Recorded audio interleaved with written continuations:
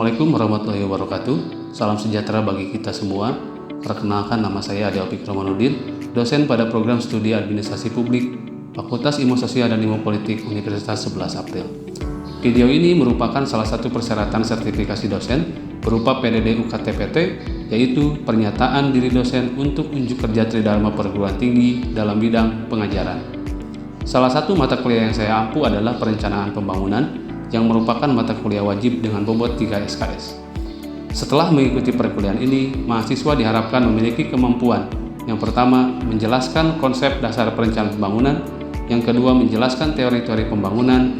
Yang ketiga, menganalisis masalah pembangunan menggunakan berbagai metode analisis. Yang keempat, menyusun visi, misi, tujuan, sasaran, indikator, dan strategi pembangunan. Yang kelima, menyusun kerangka logis.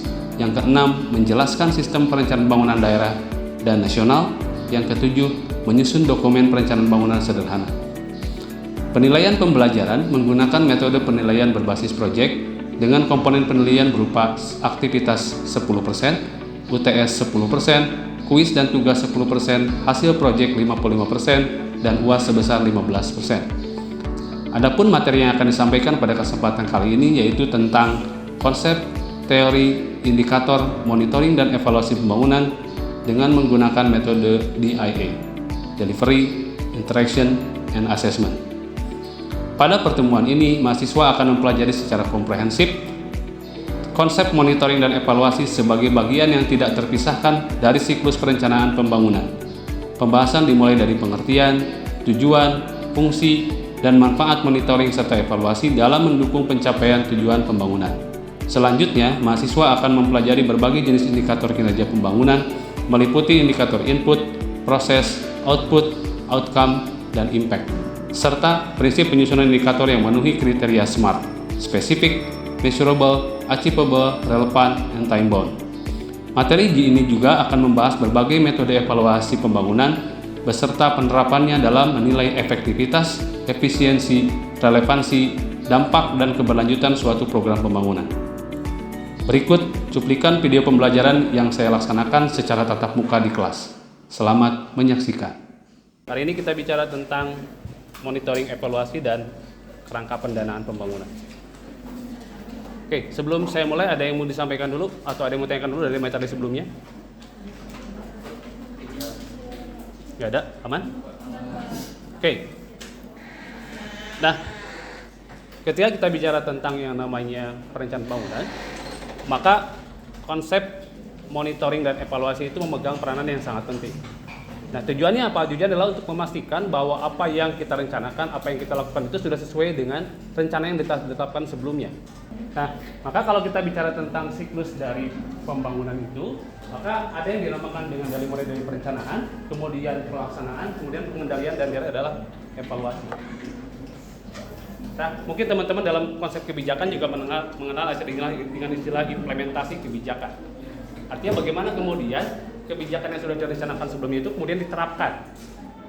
Nah, untuk memastikan semua hal tadi bisa berjalan dengan efektif, maka kemudian ada yang namanya pengendalian atau kita sebut dengan istilah monitoring. Apa kemudian beda antara monitoring dengan evaluasi? Ada yang tahu tidak?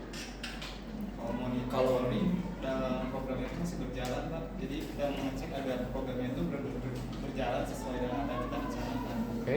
Kalau evaluasi itu kan di akhir, Pak. Ya. Untuk mengetahui kelemahan dan kekurangan selama program kita dijalankan. Oke. Tindak lanjutnya seperti apa? Dari hasil monitoring dan evaluasi tadi.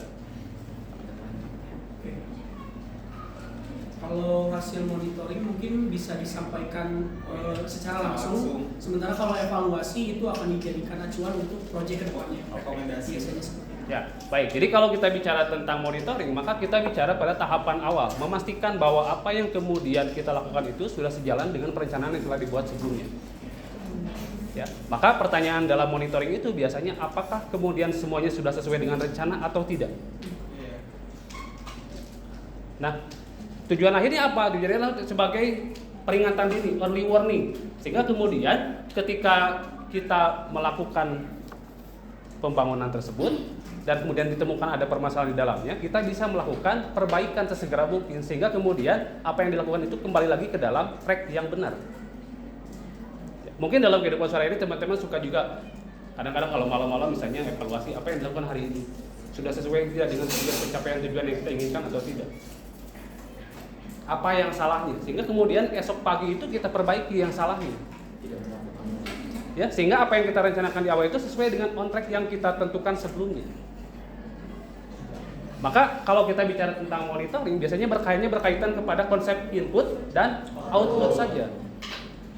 Tapi ketika kita bicara tentang konsep evaluasi, maka kita bicara tentang outcome, kita bicara tentang impact. Kenapa benefit tidak disebutkan? Karena kadang-kadang benefit itu bersinggungan dengan outcome. Maka biasanya benefit itu tidak terlalu jadi acuan juga. Ya. Sehingga kemudian, nah tadi kembali lagi bahwa ketika kita bicara tentang yang namanya evaluasi, maka akan berkaitan dengan outcome atau impact. Outcome, maka kita bicara tentang proyeksi jangka menengahnya seperti apa. Di awal-awal kita bicara tentang konsep SMART. Bagaimana kemudian menentukan indikator pencapaian itu menggunakan konsep SMART. Artinya semuanya harus spesifik, kemudian harus dapat diukur, kemudian juga harus dapat dicapai, attainable, kemudian apalagi relevan, yang terakhir adalah sesuai dengan waktu yang telah ditentukan sebelumnya. Maka dalam tugas ini nanti akan saya lihat seperti apa indikator-indikator pencapaian yang teman-teman sebutkan di sana. Apakah sudah memenuhi konsep SMART atau tidak? Baik itu konsepnya secara kuantitatif maupun secara kualitatif. Kenapa harus ada data-data kuantitatif dan kualitatif? Itu untuk memastikan bahwa apa yang kita lakukan itu sudah benar, on track. Dan kita memiliki garis yang jelas apa yang harus diperbaiki dan bagaimana cara memperbaikinya. Ya. Oke, nah tahapan berikutnya adalah berkaitan dengan evaluasi tadi.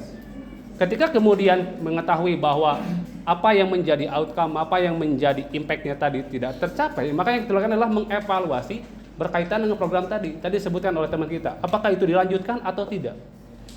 Diganti atau tidak? Sekarang yang lagi rame itu yang terkait dengan apa namanya? Program MBG itu. Kan sekarang dilakukan yang namanya monitoring dan evaluasi. Dari hasil monitoring itu kemudian muncul rekomendasinya seperti apa. Ya. Sedikit-sedikit diperbaiki agar kemudian tujuan akhir yang dicapainya itu bisa tercapai. Bukan lagi kemudian hanya pada taraf bagaimana menyalurkan uangnya saja, tapi memastikan bahwa setiap dana yang kita keluarkan untuk program tersebut bisa memenuhi tujuan akhir yang ingin kita capai. Oke, ada yang mau disampaikan sampai sini? Atau yang mau ditanyakan? Oke, next kita bicara tentang mengapa kemudian monitoring dan evaluasi itu menjadi hal yang sangat krusial. Yang pertama adalah berkaitan dengan early warning. Jadi bagaimana kemudian kita mendeteksi terhadap kemungkinan-kemungkinan atau terhadap setiap problem-problem yang mungkin muncul pada saat program tadi dilaksanakan.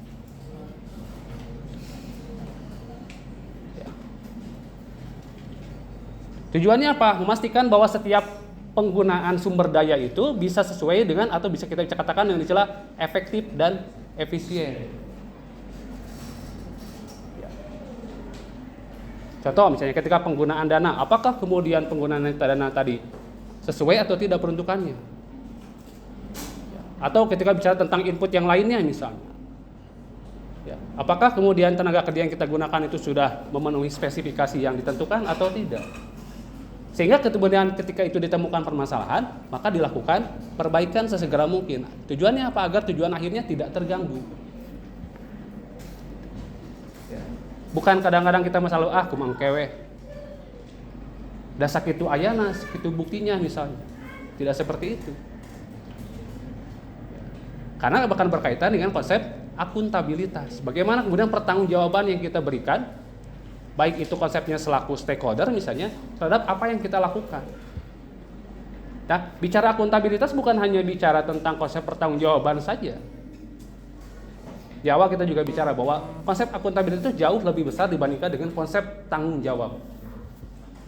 Kalau dalam pemerintahan mungkin tanggung jawab hanya berbicara kepada tanggung jawab kita kepada atasan terkait dengan apa yang telah kita lakukan.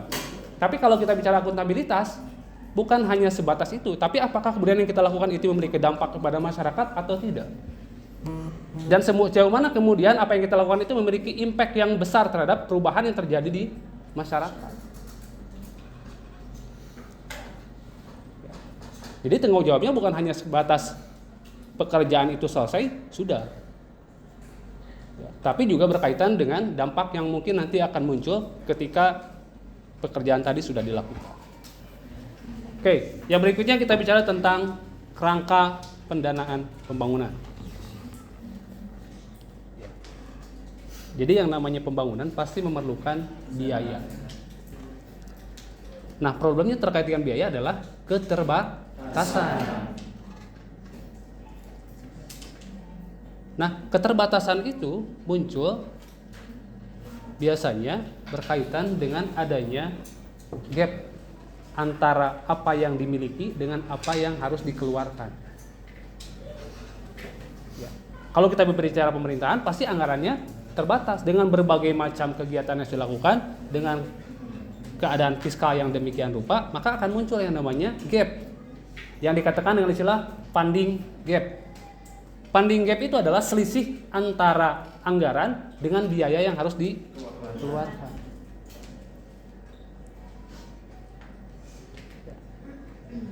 Nah, bagaimana kemudian mengatasi funding gap tadi? Banyak cara yang bisa dilakukan. Maka dalam Undang-Undang tentang Pemerintahan Daerah itu sendiri, ketika bicara tentang pendapatan daerah itu bukan hanya bicara tentang PAD saja. Tapi ada klausul yang menyebutkan bahwa daerah itu bisa kemudian melakukan pinjaman, bisa melakukan kerjasama. Dan kita bukan hanya bicara tentang daerah saja. Dalam konsep nasional saja misalnya, pemerintah pusat pun memiliki keterbatasan untuk melakukan pembangunan itu. Artinya tidak semua kemudian bisa didanai secara mandiri oleh pemerintah karena berkaitan dengan keterbatasan. Maka selanjutnya kita bicara tentang kerjasama. Maka kalau kita lihat pilar pembangunan itu atau pilar ekonomi itu ada 3. Yang pertama adalah apa? 3 pilar ekonomi Indonesia itu apa? 1, ada yang tahu? Pemerintah. Yang kedua swasta. Yang ketiga adalah masyarakat melalui koperasi. Koperasi itu adalah 3 pilar ekonomi. Yang pertama adalah pemerintah, yang kedua adalah swasta, yang ketiga adalah koperasi.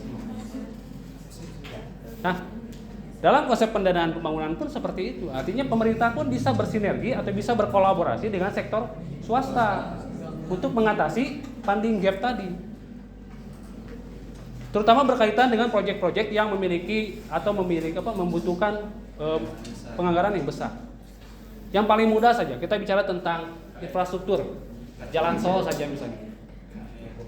Jalan tol itu kan salah satu bentuk kemitraan pemerintah dengan badan usaha. Pemerintah menyediakan lahan dengan regulasinya, kemudian sektor swasta menyediakan funding pendanaannya sekaligus juga untuk dalam proses pembangunannya. Nah, ini kerangka pendanaan pembangunan yang lumrah kita lihat. Yang pertama adalah berkaitan dengan APBN atau berkaitan dengan APBD. Yang berikutnya adalah bicara tentang pinjaman luar negeri. Kemudian juga ada yang namanya hibah. Di antaranya adalah tadi yang kita sebut dengan KPBU. Ya, kalau di sini sebutnya apa? Public Private Partnership. Yang lebih mudah mah KPBU aja. Kemitraan pemerintah dengan badan usaha. Maka kalau kita bicara di pendekatan yang pertama berkaitan dengan perencanaan bangunan, pendekatan yang pertama itu adalah pendekatan partisipatif. Bagaimana kemudian melibatkan masyarakat. Bukan hanya menyumbang secara pemikiran saja, tapi bagaimana kemudian dalam pelaksanaannya pun mereka ikut melakukan atau ikut berpartisipasi aktif dalam proses pelaksanaan. Yang kita sebut dengan istilah apa? Gotong royong. Kita sebut dengan istilah kerja bakti. Tapi bukan kerja rodi ya. Kerja bakti. Kalau kerja bakti mah kan saling menguntungkan satu sama lain. Oke, ada yang mau tanyakan sampai sini? Kan tadi disebutkan ya Pak di dalam PowerPoint itu kalau salah satu pendanaan untuk program pemerintah itu ada pinjaman luar negeri. Ya betul. Yang identik pinjaman luar negeri itu identiknya dengan pemerintah pusat kan Pak. Ya. Nah, untuk pemerintah daerah itu kan kalau nggak salah ada larangannya Pak, bahwa pemerintah daerah itu nggak boleh untuk mengajukan pinjaman luar negeri gitu Pak. Padahal kalau misalkan itu diperbolehkan itu cukup membantu sih menurut saya Pak. Kira-kira yang kayak saya tanyakan ada dua Pak. Pertama, kenapa pemerintah pusat melarang pemerintah daerah untuk mengajukan pinjaman luar negeri, dan kalau yang kedua, kalau misalkan tadi itu saya baca bahwa pemerintah pusat tuh kalau pemerintah daerah pengen pinjaman luar negeri terus diajukan dulu ke pemerintah pusat. Nah, kalau misalkan pemerintah pusat, mungkin nanti beban anggaran atau pembayarannya itu ditanggung ini gak sih Pak oleh pajak kita, bukan pajak di daerah tersebut gitu Pak? Gini, kalau kita bicara tentang pinjaman luar negeri, memang yang umum terjadi di kita itu adalah dilakukan oleh pemerintah pusat, ya, melalui berbagai skema yang dilakukan oleh pemerintah pusat. Ya, baik itu melalui badan usaha milik negara maupun melalui pemerintah itu sendiri secara langsung. Ya, nah, kenapa kemudian daerah itu tidak bisa? Atau kalaupun mereka bisa, mereka hanya harus mengajukan terlebih dahulu. Artinya harus mendapat persetujuan terlebih dahulu. Karena apa? Ujung-ujungnya adalah bicara tentang kemampuan fiskalnya. Ya. Jadi kemampuan fiskalnya itu harus baik. Kalau kita bicara tentang normatif, misalnya kita bicara tentang pinjaman saja. Artinya ketika kita melakukan sebuah pinjaman itu, pastikan bahwa kita itu memiliki 2 kali kemampuan keuangan untuk melakukan pinjaman tadi. Jadi dalam konsep usaha tema ya usaha sehari-hari kita, usaha misalnya, kalau kita melakukan pinjaman itu minimal dalam 1 bulan itu kita harus mempunyai 2 cicilan untuk 2 pinjaman yang kita punya. Ya, itu dijamin, itu dikatakan sebagai perusahaan yang sehat. Ya. Nah, saya kira maksud pemerintah juga baik ketika kemudian pemerintah daerah tidak kemudian diberikan keleluasan secara luas untuk melakukan pinjaman luar negerinya secara mandiri. Karena untuk memastikan bahwa itu dilakukan melalui kajian terlebih dahulu. Jangan sampai misalnya, contoh gini lah, banyak yang kemarin-kemarin kita cari misalnya, banyak pemerintahan itu yang kadang tanah pemerintahnya sendiri mereka nyewa. Karena apa? Karena hutang daerahnya terlalu besar dibandingkan dengan pendapatan yang dimilikinya. Mungkin daerah Kalimantan kalau tidak salah, kalau saya dengar itu ada. Jadi kantor pemerintahan itu sudah menjadi milik swasta karena pemerintah dianggap bangkrut, tidak mampu menyelesaikan kewajiban hutangnya. Oke ya. Ada lagi yang lain? Terkait kan tadi Bapak menjelaskan terkait early warning Pak. Nah kan di setiap lembaga atau kementerian itu selalu ada laporan triwulan Pak. Nah gimana sih pemerintah sendiri kayak mengantisipasi resiko manipulasi data yang ada di laporan triwulan Pak, sedangkan kan jangankan di skala nasional, nah di skala daerah aja yang baru-baru ini itu tuh banyaknya manipulasi yang baru ketahuan setelah 2 tahun, 1 tahun kayak gitu Pak. Nah gimana kayak pemerintah itu kayak meminimalisir dari awal? Oke. Ya, betul bahwa laporan itu harus ada secara berkala dilakukan. Artinya monitoring ataupun misalnya evaluasi itu harus dilakukan secara berkala untuk memastikan bahwa apa yang dibuat itu sesuai dengan perencanaan yang telah dibuat sebelumnya. Nah, berkaitan dengan problem manipulasi data, itu pun memang menjadi problem juga. Ya. Nah, bagaimana kemudian cara mengantisipasinya? Ketika ditemukan kejanggalan, ketika ditemukan anomali, maka bisa saja kemudian dilakukan namanya penelusuran ke lapangan, betul atau tidak. Bukan hanya menerima laporan, wah bagus. Kadang-kadang kan begitu. Tapi yang paling penting adalah menyesuaikan apakah kemudian laporan ini sesuai dengan kenyataan di lapangannya atau tidak melalui yang namanya penelusurannya. Nah, itu yang perlu dilakukan. Ya.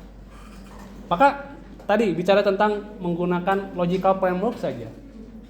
Kadang-kadang kita melihat kalau misalnya dalam kehidupan sehari-hari ya, kita melihat laporan saja misalnya. Ketika laporannya cenderung mengada-ada, mencenderung kan kelihatan sebetulnya. Ya. Dari sisi capaian saja misalnya. Capaiannya harusnya 30%, tiba-tiba capaiannya menjadi 32 atau 35, itu sudah berada di luar logika yang muncul. Maka bisa saja kemudian dilakukan penelusuran. Artinya ketika menerima laporan itu, tribulan dan sebagainya itu bukan hanya bicara tentang laporannya saja, tapi ketika ditemukan anomali, ketika ditemukan ketidaksesuaian, bisa segera dilakukan perbaikan, dilakukan penelusuran ke lapangannya, pengecekan ke lapangannya benar atau tidak. Ya, sebagai salah satu bentuk pengawasan langsung. Pengawasan tidak langsungnya tadi melalui laporan dan sebagainya. Pengawasan langsungnya ya tadi datang ke lapangan seperti apa, mengecek progresnya seperti apa. Untuk memastikan bahwa apa yang dilaporkan itu sesuai dengan kenyataan yang ada di lapangannya. Karena tujuan ini adalah tadi untuk memastikan bahwa apa yang kita lakukan itu berjalan sesuai dengan apa yang telah kita rencanakan sebelumnya dan bisa mencapai tujuan yang kita inginkan. Oke, saya kira itu saja. Bila taufiq wal hidayah. Assalamualaikum warahmatullahi wabarakatuh. Waalaikumsalam warahmatullahi wabarakatuh. Demikian deskripsi singkat serta cuplikan mata kuliah perencanaan bangunan yang saya lakukan. Semoga dapat memberikan gambaran terkait kinerja pengajaran yang saya lakukan di mata kuliah perencanaan pembangunan. Billahi taufiq wal hidayah. Wassalamualaikum warahmatullahi wabarakatuh.